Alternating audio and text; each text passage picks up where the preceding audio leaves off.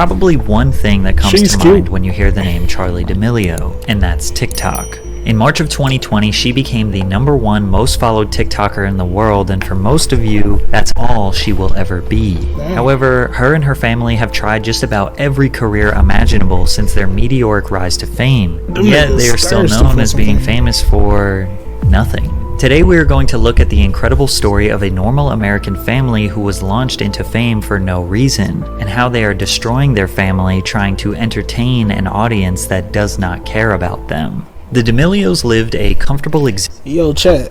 Imagine trying to like spend a lot of your life to be famous, just to only get famous, and then people be like, "Nigga, you lame." Hey, that'd be terrible. So all four of them just fought the spotlight just to get the spotlight, just for the people to not want to accept them in the spotlight. That's a lot, man. I'm not gonna lie. Just see, that's why I say, if you're gonna do something, just have fun there. Don't do it for the fame. At least do it for the money, if anything. But don't do it for the fame. Don't even be thirsty for the money. But like, just have fun. Like, find something. Say if you want to do something like this, do it. But like, have fun with it. Don't be thirsty for the fame, though, because that fame might get you nowhere. It might not.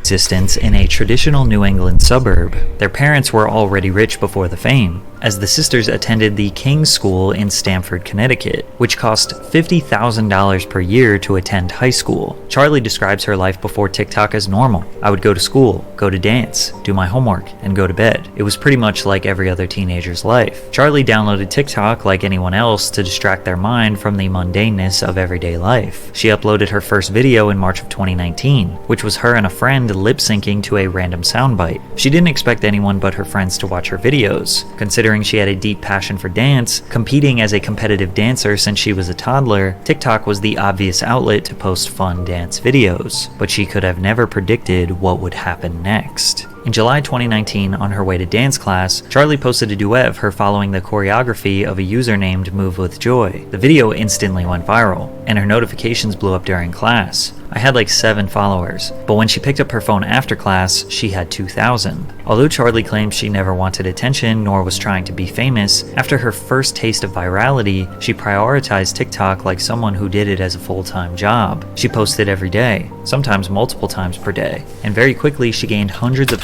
Man, I can't lie to y'all. What I learned about TikTok is low-key like YouTube.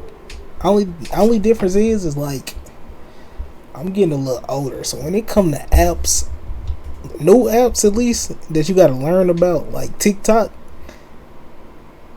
it's gonna take me a minute to learn. I'm turning to the old head, low key. So like, I could work this way better than I could work TikTok, but I be uploading on TikTok sometimes, and what I learned is that if you be like, if you be consistent on TikTok, you can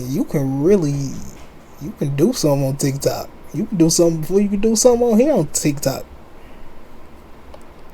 Cause it's like, that's where everybody is. And it's like, for one, TikTok is full of clips, and the clips is like the new thing right now. I might be on here, I might go from watching a regular video to like watching clips. And them clips will get you, especially if you start flipping through them and you see you got a little algorithm going on that'll really entertain you. TikTok will get you, bruh. You'll be on TikTok for like 50 hours. But like, sure, man. Yeah, you can blow up on TikTok easily. I ain't gonna lie. All you gotta do is upload. You kind of straight. You gotta upload something that's gonna be entertaining though. So that's why I like YouTube and TikTok. Low key the same, but TikTok is more of a faster way though. Of thousands of followers. Although she was a skilled dancer, it's not like she was doing Jabberwocky's level moves that would impress you. In fact, you wouldn't be able to tell that she was a skilled dancer from the mediocre moves she posted on the app. So why was she so popular? Well, even she didn't know. I wish I could give everyone an explanation as to what happened, but I have no idea. I'm just doing what I do every day and posting it, I guess. It's very insane to me. I told y'all, she was consistent with it, and she she probably wasn't even thinking about the views. She probably just like, dang, like as you just said in the interview, I just post every day. But her posting every day probably threw her in the algorithm. And then like ain't no telling what hashtag she was using. Cause certain hashtags you use, they'll click on your video quick. It is for everyone else watching. At the time, the app was dominated by young users. TikTok classified more than a third, she was roughly at TikTok 16.6 million too. of its 49 million daily users in the United States as being 14 years old or younger. Charli was 15 years old at the time, making her appealing to the age group of the most active users. Since it was working, she just kept posting, kept trying to grow and see what happens. But her being popular became somewhat of a joke. The Charli D'Amelio challenge was a huge trend where people would overreact to her incredibly average TikToks. In a never-ending ironic loop, people were going viral reacting to her videos, which made her even more viral, which led to even more people asking, why is she famous? Making fun of her became an easy way. Oh, is she the reason why that meme was going around for a while and people was posting like videos of them turning up and stuff, and they'll be doing something that's funny, and then they'll like have like another clip on the side of somebody looking at them, and they be like, oh my god, he did this, Brad did that. Was that from her? Am I tripping? Is that from somebody else or her? I don't know. I ain't gonna lie to y'all. I really am kind of like, when it comes to memes and stuff, I catch on a little too late. I'm not gonna lie. I don't know. To gain millions of views, but some things she did were genuinely cringe, like her very first YouTube video intro. Hey guys, it's Charli and I'm super excited to be sharing with you my first ever YouTube video on my YouTube. I'm not gonna lie. See, that's why she over here talking about why my numbers going up. Bro, you start your videos like this. Hey, imagine if I'm just talking to y'all like this. You know how many people gonna pull up? They're gonna be like, I don't care what bro saying, but the fact that he doing this while he talking, we gonna watch that. I will watch that all day. I'm not gonna lie. I'll be like, bro, I don't know why I'm watching this, but she crazy. Cause bro, what? She gonna sit here and say, I don't know why my views is going up like that. Nigga, you doing dumb stuff. Niggas love dumb stuff. Channel. As you can imagine, this became a huge meme. Hi, this is Charli and I'm super excited to be sharing with you my first ever YouTube video on my YouTube channel. Hey guys, my name's Jay. My dad left me at 6. Oh! Not many people were making money on this app at the time, but in 2019, being a full-time social media personality was a realistic career path, so she definitely had that in the back of her mind and kept pushing along. Then one dance defined the rest of Charli's career. In October 2019, she performed a dance called The Renegade, which was a popular trend coinciding with the K-Camp song called Lottery. The simplistic moves made every teenager on the internet want to give it a try. She was already popular, but this exploded her to over 5 million followers on TikTok. Lottery became the... She got 5 million out of doing the lottery challenge? Golly.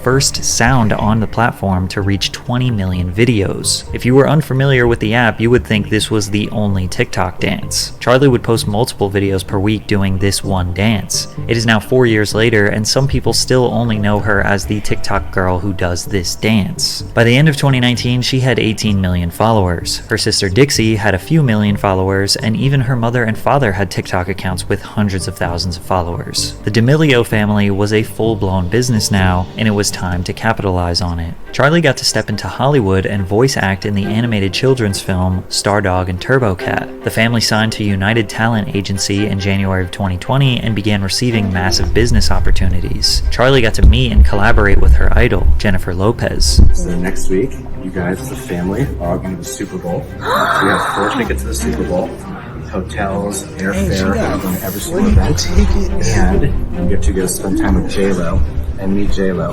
and hang with her. She got free tickets to the Super Bowl? She was also featured in a Super Bowl commercial for Sabra Hummus.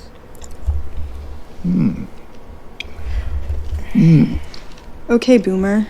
Clearly, acting is not her strong suit, but the only talent that Charlie brought to the table was doing the Renegade dance. However, she was incorrectly credited with creating the dance, as TikTok users referred to her as the CEO of Renegade, which would ultimately lead to her first major controversy. But first, a word from our sponsor, Underdog Fantasy. Underdog Skill. I got you $1 pick for week's way to make in February 2020, the New York Times published an article revealing the actual creator of the Renegade dance, suggesting that Charlie and other creators emulated the routine without crediting the source. The Renegade was created by 14-year-old choreographer Jalaiah Harmon, who designed the dance in September 2019 and posted it to her Instagram, a month before Charlie recreated it on TikTok. "I was happy when I saw my dance all over," she said, "but I wanted credit for it." What added to the uproar was that Jalaiah was a young black girl who many felt was being overshadowed in a market filled with white teenage girls like Charlie and newcomer Addison Rae, who stole her dance and profited immensely. Unless you have a copyright for the dance, then nobody can technically steal it. However, there are countless examples of influencers who gained a career from creating one dance, but then never figured out a way to make money from other people doing the dance. Charlie, through a publicist, So all these dances, they be like trends, and they be on TikTok. Not TikTok. Yeah, they be on TikTok. They end up on like Fortnite and Call of Duty and all that. They don't make money out there. Dang, that'd be hard if they could like copyright that somehow. But how could they trademark a dance though? If that was possible, a lot of people be eating, bro. I ain't gonna lie. said that she was so glad to know who created the dance. "I know it's associated with me," she said, "but I'm so happy to give Jalaiah credit." Shortly after the New York Times article was published, Charlie posted a video to the TikTok performing the dance alongside Jalaiah and Addison Rae. Now it's considered standard practice to put dance credit, or DC, then tag the creator who originally made it in the caption. Even when Charlie went on Jimmy Fallon to dance in front of millions, they DC'd everyone in the description below. I'm just glad Young Daddy Cat got their credit. Fortunately for Charlie, this controversy kinda went away quickly, because the world got hit with the pandemic and had bigger problems to address. By the end of March 2020, nearly the whole world was shut down, with hundreds of millions of people inside, browsing the internet all day. TikTok gained Hey, you know what the pandemic started, I wouldn't be sitting right here with you guys if it wasn't for the pandemic. Salute to the pandemic. 315 million new users. So when Charlie officially became the number one most followed TikTok account on March 25th, it was huge news. She surpassed Lauren Gray at 41.4 million followers. I don't know who TikTok none having of a these rising people star was is in it. crucial for their success. Charlie was their model example of how this app can change your life, but it just kept leading to more and more people asking, why is she number one? Why is she famous? It didn't help she that was doing them crazy dances at the beginning of videos while she was talking. That's why she famous. I don't know why she did it, but she did it. Charlie embarked on the most generic career path as any other random LA socialite influencer. She started a podcast. The Ramble Podcast Network struck a deal with Charlie and Dixie to launch a series called Two Chicks. They lasted 27 episodes, but it didn't take off since the two aren't really that great at talking. Then Charlie and Dixie partnered with Morphe Cosmetics. Bro, they did a podcast and they not good at talking. Why would you do it? Did they not realize a podcast that consists of you just talking? And all you do is just talk. You can have, like how we having a normal conversation right now. You would just have a normal conversation on the podcast. And you can talk about cats all day. Somebody will listen. 'Cause all you gotta do is talk. To launch a makeup line. Makeup reviewers on YouTube thought that the products were just average, specifically designed for young teens. Oh, that's why he kept on saying everything she was doing. She tried to make herself pop, but no, people was like, we not watching this. She got like 1.3 million views on that one though. That's like, they was eating off these views though. I ain't gonna lie. For nobody to be watching them, niggas watching. Maybe people was just watching, but they was like, why are we watching this? One of them type of situations. And they need to go outside, go read a book or something, go touch some grass.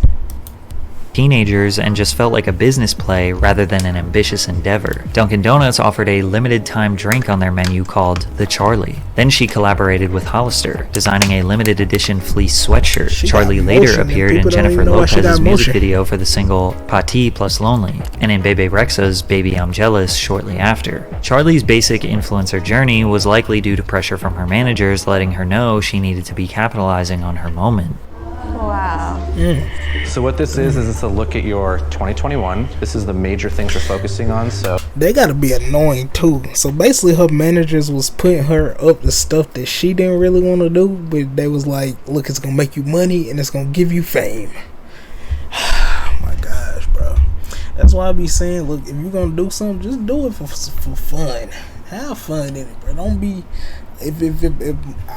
I'm gonna say this, cause like some stuff you do in life, money might come with it. Some fame might come with it. You could want to be a singer, and look at you. Now you up there singing in front of millions of people, thousands of people, hundreds of people. You just out there singing in front of people. Look, have fun with it. But look, if the money come, don't start chasing the money. Keep having fun, but now you gotta treat it like a business. But still have fun though. Don't get no manager like him right there. He pushing her to do stuff she don't even want to do, just so she can be popular. And her being popular is pointless, cause niggas like, why are you popular? They waste that all the time, but they getting the money. See, they should have just been trying to get the money instead of like, oh man, they too invested at this point. we have all partnerships. We have, the different companies you're working with, like, ring lights, and she was working with every company in life. It seemed like she was working with Takis, ring lights, Dunkin' Donuts,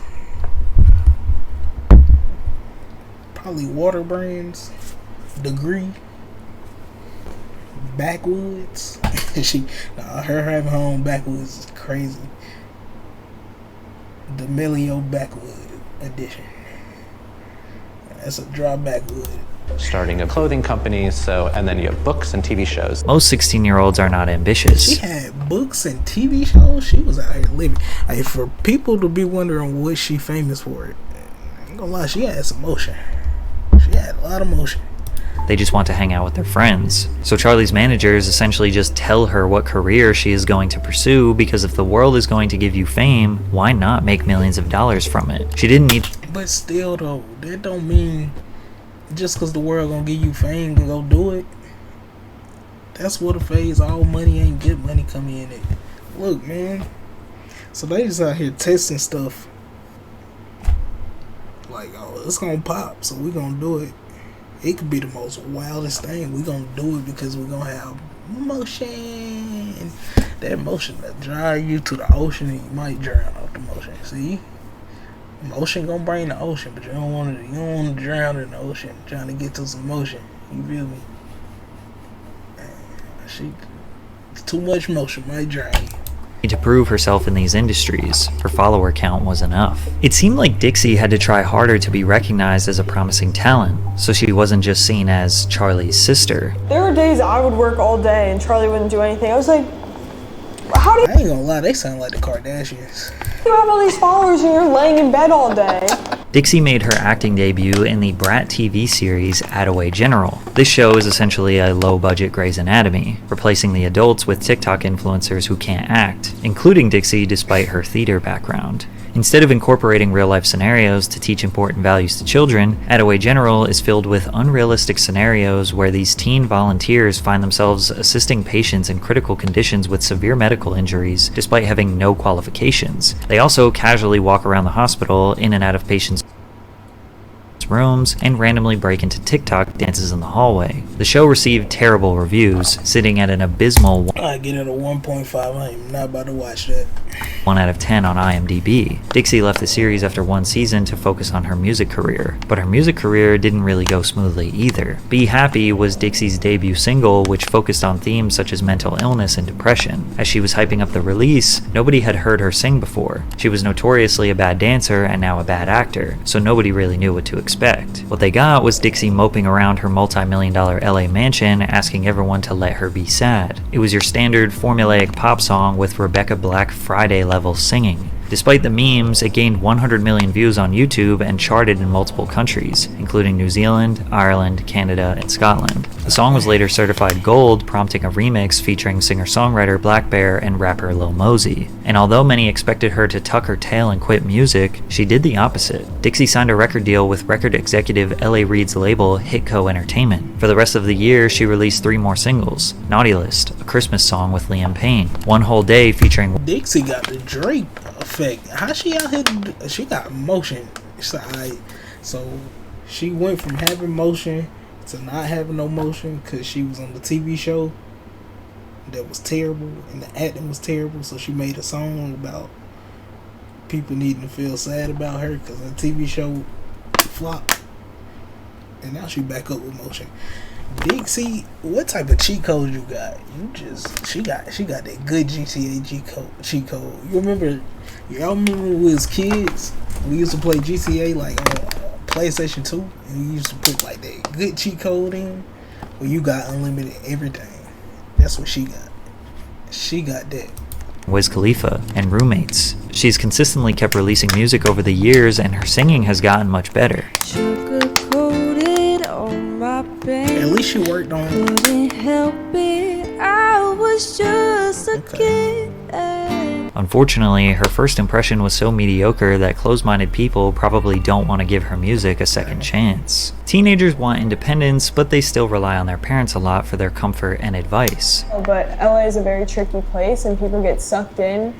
But being around my parents and my family keeps me so grounded. And we still sleep home. We still tell our parents if we're leaving. Yeah. Do you guys like that? Yeah. Keeps us sane. And my boy that's interviewing him, he said, "You like that? You don't want to just. You're in California. You got motion. You don't want to just turn up without telling anybody what you're doing, where you're at, what's going on. You don't want to just take that to your advantage. No, nigga, so they can end their life." Be like all some of them Disney stars and just be out here going crazy. No, man, let them have some type of somebody around them that's gonna make sure bro, do the right thing, don't do the wrong. Even though they get that little thirsty for some fame, they still got somebody around them that's making sure you in some good situations, man. Cause their parents could be like, "Oh yeah, y'all got motion. Let's get us some motion too." They just making sure they kids still kids at the end of the day, and in a safe environment. That's a good thing. L interviewer, cause what he said, that's a good thing.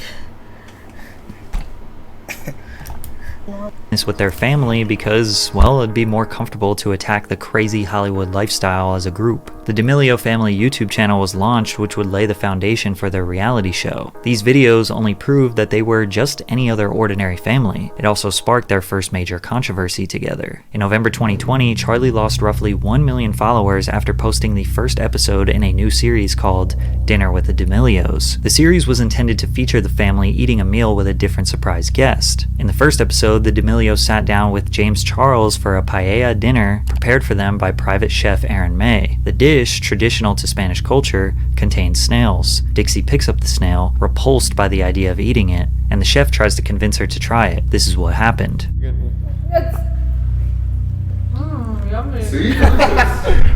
They really turned their life into the Kardashians.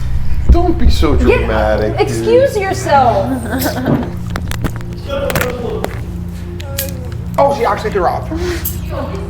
Ew. Do we have any dino nuggets? Ew. While not liking snails is normal, it's obviously very rude to gag and make a huge scene. Imagine how the chef felt seeing that. Especially when later in the video, Dixie picks her nose and eats the booger. So they have their own personal chef, and Charlie is asking for dino nuggets, the privilege this girl has. While their father continues to try and have an engaging conversation with James, the girls couldn't be less interested, picking and playing with their food. To cap it off, Charlie made a comment about her follower count that rubbed James the wrong way. Because imagine if I hit 100 mil a year after hitting mil. Was the 95 not enough for you? After the awkward moment, the girls try to close the show. I feel them. Like, now you getting big headed. Like, you want 100 mil after you just got $1 million? Chill, relax. Nah, though. Ain't nothing wrong with wanting more, but like, now you just overkilling.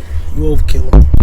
In the most unprofessional way ever. Alright guys, thank you so much for watching our YouTube video. Thank you so much for Okay, I'm just gonna do it. Thank you for watching the first ever and most likely the last ever episode of Dinner with the D'Amelios. Kinda sad how James was scolding the girls for their manners and not the parents. James is nice to the chef. Any adult watching this knows that teenagers acting impolite or goofy during a dinner is extremely common. It's under the circumstances that made it so bad. They have a celebrity chef, a celebrity guest, and are filming the entire experience to launch a brand new series for their own business. So you think these girls would be on there. So they trying to brand themselves. They did terrible with branding themselves. All they had to do was be polite to the guests and the chef. God dang. I'm thinking the parents being around is a good thing. They're not even teaching them nothing. Their best behavior. The entirety of social media erupted, calling the girls entitled. The parents were not disciplinary enough. And the usual, why did we make these people famous? Some people time-stamped every single moment of the video criticizing a facial expression or movement from them being rude. Dixie tried to apologize and say that people were unfairly criticizing her based on an out-of-context 15-second clip, which was ridiculous because we had all of the context we need. Charlie also addressed the situation.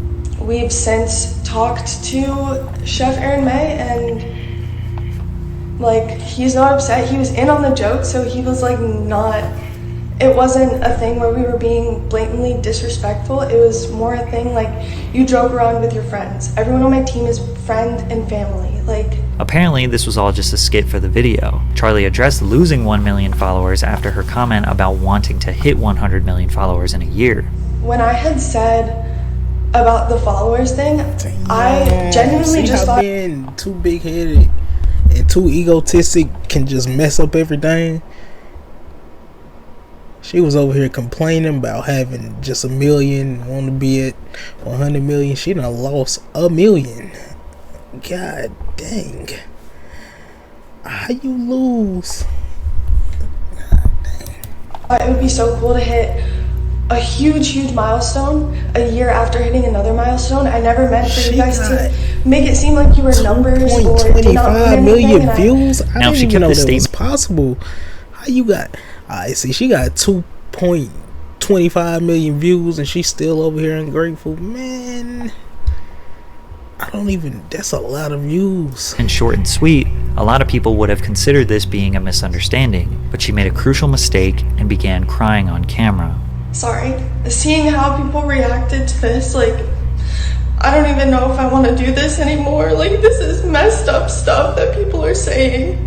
Like, people telling me to hate myself, people just, like, blatantly disrespecting the fact that I'm still a human being is not okay at all. The points she was making were valid. She didn't deserve that level of bullying. But many people look at crying as trying to take a situation and make yourself the victim and then try to gain sympathy. By doing this, it also allowed for people to spin the narrative, with headlines saying, Charli D'Amelio cries after losing 1 million followers, which we know is not why she was crying. But that just furthered the narrative that she is spoiled and famous for no reason. But ultimately, it didn't really matter, because she became the first person to surpass 100 million followers on TikTok, She got which a prompted wish. numerous accusations that Charli was buying TikTok followers because nobody still, after all this time, could understand why you would follow her. From day one, Charli and the entire D'Amelio family's biggest conflict was the hate. If you have followers, you're not considered a person. You're just a thing that people get to judge and objectify and call names and bully. So it's like they don't expect it to hurt us, but like, we all do. Being judged by the entire world is difficult, especially when there isn't much to judge. People usually acquire fame for possessing a skill or talent that is extraordinary, which makes people flock together to pay attention to that skill. You have to work, grind, show passion and dedication to a craft for years before anyone is going to respect you. They were given followers and fame and feel entitled to be given support. That is true. Dang, that's kind of crazy. I literally just had a conversation about this. Fame is an evil thing, man. I'm not gonna lie. And as I grew older, I would honestly rather take some money than some fame. Simply because some people just don't know what to do with the fame. Like, we're gonna take them for example. They got the fame, wasn't happy with the fame that they got, wanted to be thirsty and get extra fame, not put in the work for the fame. Well, matter of fact, I ain't gonna say they're not putting in the work. They putting in the work, but they still just crying because they not getting extra fame. Like, you sound like a spoiled brat. Put in the work. Matter of fact, why are you even thirsty for the fame, man? If you know you got motion, you got motion. Just go ahead and take your motion. But for you to be thirsty for the motion, like, come on, bro. You ain't had nothing going on in your life before the fame. You had to be that thirsty for the fame. Now you want to cry on social media, which, I mean, we understand because they was talking to you crazy. But now you want to get mad at everybody else and say, oh, you shouldn't do this, you shouldn't do that. Because now you got to sit there and think like, oh, man, I was over here being a little spoiled brat for no reason. So either way, like, these two, they just confuse me watching this. I don't even know who they is, but they confuse me watching Where this. every time they find a shiny new career they want to pursue. So people give hate to the D'Amelios because they get to waltz in any creative industry other people are dying to get into. They get paid more for mediocre work than experts in their field. So it's not surprising the world wants to hold them to the same standard as experts since they are getting paid just as much as them. Charlie became a New York Times bestseller after writing a book called Essentially Charlie, The Ultimate Guide to Keeping It Real, which covered topics of identity, cyberbullying, social media, and body image, as well as Charlie's childhood and family life. Best-selling author, voice actor, professional dancer, podcaster, YouTuber, clothing designer, makeup designer, chef, musician, all within 2 years of being famous. She tried everything, but was committed to nothing. So the only thing left to do was start a reality TV show. The D'Amelio Show premiered on Hulu. Charlie, you kind of messing up everything for yourself too.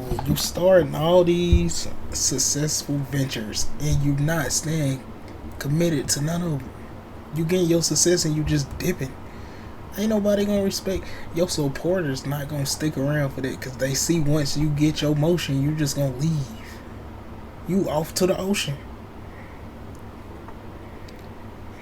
Who gonna stick around for that? Humble yourself. Humble yourself. In September of 2021 and was an immediate success. It became the most watched unscripted series among all first season titles in the genre on Hulu. Season 1 was them, unsurprisingly, becoming famous and dealing with the overwhelming amount of hate. They even put hate comments on the screen whenever the girls do anything, waking up in the morning reading hate comments, trying to predict the criticism they will inevitably get. This is just giving haters more power and will ultimately make them want to comment more. But this is the only setback that the D'Amelios have ever faced in their life. People not liking them. Mariana Trimble of Washington Square News called The D'Amelio Show a surprisingly humble look at TikTok's most famous family. You may be shocked to find that you have more in common with celebrities than you thought. Well, they were a normal family for 20 years and famous for 2 years, so it's not that surprising to think they are just like everyone else. But season 2 took a weird turn. They documented Charlie. A lot. This do low-key sound like everybody else. Cause you ever go on like social media sometimes, you just be reading some people posts, and I'll be like, oh, what? I'm about to follow you because what is you talking about? For what, bro? What? Why are you telling us this? We didn't need to know that you were supposed to come on here and like a picture. You post, but god dang, you are oversharing. Charlie's new burning passion to pursue a music career. Music was the outlet for Dixie to break away from just being Charlie's sister. And since Charlie was speedrunning every career path, you would think they would just let Dixie be the singer. But to make it worse, they lied to Dixie for months, claiming that Charlie was at acting class when she was getting singing lessons. So when they broke the news, Dixie wasn't happy. I was caught off guard and then expected to be like, oh my god, this is so perfect. You know what? Why don't you put this song on my album? We could do it together. Like, that's how they wanted me to react. And I'm like, guys, no. Charlie did end up releasing a couple songs that saw moderate success, but as a shock to nobody, she doesn't seem committed to that career path either. We also see even more pressure from managers for Charlie to pursue business ventures. Right now, my skin has like kind of not been the best, so I feel like just getting my skin fixed because it's like really bad right now, and I don't think it's fair of me to be like, use my skincare ones. That's not what I want. I feel like a fraud, and I don't enjoy feeling like that. She also appeared in Dancing with the Stars, which was the first time a business venture made sense. And actually, Charlie and her partner Mark Ballas won season 31. The other main theme about season 2 was how Dixie was in a toxic relationship with her boyfriend Noah. How many times have you guys quietly separated? I feel like I'm looking at the Kardashians. I'm not even gonna lie to y'all. What is going on? And gotten back together over the last year. However, season 3 gets even darker, starting with their father talking about the family's goals for this season. Goals for this year, I would say what our goal is every year, to do no harm to our family. Then they go on to make an entire season about Dixie and Charlie hating each other. You guys Nigga just said, hey, the goal is to make sure the family is loved. We are all at one. We are like this with each other. We are stuck together like glue. And then, nigga, they go on there and humiliate their daughters. Bruh, you are sad. Yo, I sue my parents. Why would you do that? They over here just exploiting their kids, man. need me. Like, you act like you don't. I don't need you. Great. You too. You can find a ride home, you can walk home, you can pay find half another your ride. rent. Okay? Who? Anyone else? I have Uber. Charlie say, I have Just Uber. what we see on camera. Charlie I says have it's even worse Uber. off camera. Like, she doesn't really see how she could even, like, be the problem. Like, the cameras see a mild version of it. Like, no one actually sees how it is, like, all the time. Niggas need some family therapy. Human punching bag. Now, it is important to recognize this is reality TV, and who knows That's how much of it is facts. scripted. Since their careers are very boring, the show producers need menial drama to spiral. I ain't gonna lie, from the looks of those 2 clips I just watched, it might be scripted. Cause who gonna do this? Who gonna do this to themselves? Who in their right mind gonna do this to themselves? I mean, the Kardashians do it, but a lot of that is scripted. So, like, I ain't gonna lie, some of that don't be scripted. They be giving it raw. Like, nigga, this might be real. Into something bigger so they have a storyline. MTV producers purposely antagonize Ryan Sheckler on his show to get him to cry and lash out. Hey, it is true, bro. When I learned that about Ryan Sheckler, I was like, dang, that's kind of messed up. Cause, bro, I used to watch Life of Ryan, bro. I used to sit there and I used to watch all the seasons, and I'm looking at it, I'm like, dang, bro, every season we getting a different Ryan, and it's like they always got my boy crying. And to know like that was the producers just doing that behind the scenes and all that, that was sad, bro. That was sad. Messed up relationship between him and his mom, all that, bro. His girlfriend. Bro, the power of some success and fame is crazy, and it don't even really be the main people like Ryan Sheckler or either, the Mellows. That's all you. But Ryan Sheckler, he was just trying to be a skateboarder with his TV show, and the producers messed that up. But the Melios, however you say y'all niggas just y'all messing that up yourself. Out, which led to him developing an alcohol addiction. Mark and Heidi are not stepping in because if the sisters aren't fighting, the show is just them making mediocre music and complaining about hate comments. With that being said, it does seem like Dixie has genuine disdain. They at Waffle for House Charlie. with it. Y'all know about Waffle House. This wouldn't be the first time Dixie plays the I'm better than you because I'm older card. I get, like, for you, it must be really exciting because, like, I always came in first, and, like, yeah. Nigga, they whole family toxic. Throw the whole family in the trash. I finally have your time to shine. No, I think it's so cute that you riding on my coattails like really worked out for you. No, I mean, like, that was your whole life. I mean, 2 years compared to 18 is, like, really different. Yeah.